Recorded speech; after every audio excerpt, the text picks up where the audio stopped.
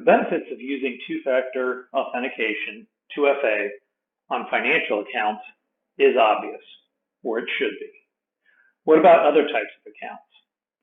If a hacker gains access to email, that email address can be crucial to intercepting password reset requests as well as other verification emails. It may be worth locking down using 2FA. Social media accounts are important too, not only because of the potential embarrassment factor, but also due to the wealth of information which it may contain. These sort of accounts seem to be targeted a lot as well, as they are useful for propagating malware using your address book / friend list and so forth. Here's an example of the process I went through to set up 2FA on the Social Security website. In this case, a letter is sent to my address of record advising that a 2FA setup request was initiated. The letter included a special code for me to enter to confirm that the user online is the same as the address of record. This approach is not foolproof, as someone could be stealing my mail, but at least it is an extra step. With letter and code in hand, I can now sign into the Social Security website and enable the extra security. Your cell phone information needs to be provided. A security code will be sent to the cell phone number and must be entered to the site to continue. This confirms that you entered the correct phone number and establishes that you are able to receive a text message as well.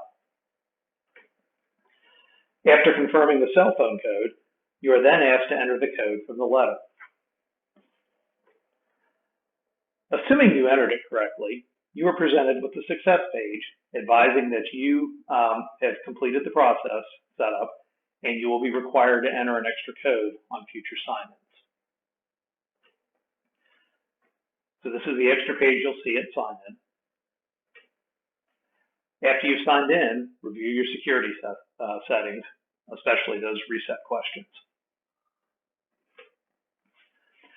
The text message 2FA option seems to be the most popular. There are other 2FA approaches, including applications on your smartphone.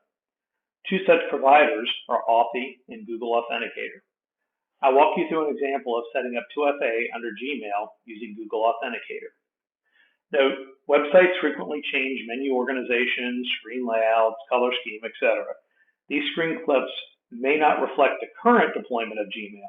It is also possible that you have opted for some personalization options, which will cause you to be presented with a different look and feel. So go to Gmail in your browser and select the setting options from the gear drop-down icon. From Settings, select Accounts and Import. Under Accounts and Import, pick the Other Google Settings options. Select the Security option on the left. If the screens still line up as expected, then you'll see a two-step verification option that is currently off. Click on that spot to get into the two-step verification screen. So finally, click Get Started to start the process. As with many profile updates, you'll need to enter your Google password to confirm that this is an authorized request. Our goal is to set up Authenticator. However, the Google implementation also has you configure a phone number as an option too. We need to take care of that part first. Enter the code you received to confirm the phone number is correct and that you are able to receive text messages. This also is a common theme with 2FA setup. After confirmation of the text message code, you can activate two-step verification. With two-step activated, you can also review the other verification options that can be configured. So if we scroll down past the Google prompt, you'll see you have an option to use Authenticator app. You'll need to select whether you're using an Android or an iPhone. In my case, I am using an Android phone, so the application will need to be downloaded and installed from the Google Play Store.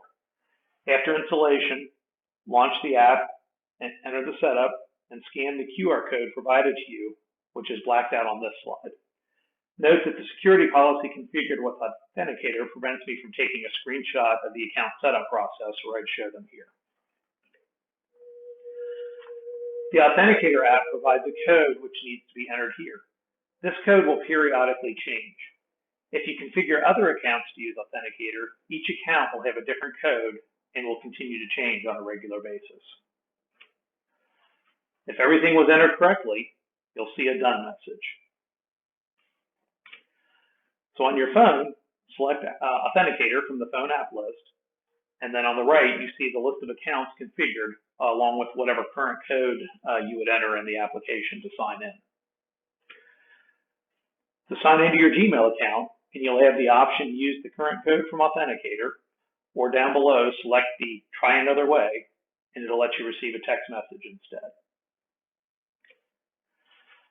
The two-factor auth website is a good resource to use to determine which sites offer two-factor authentication, as well as the option or options they provide, such as text message, phone call, email, software-generated code, which is Authy and Authenticator, hardware-generated code, which would be like a key fob that you have to carry around.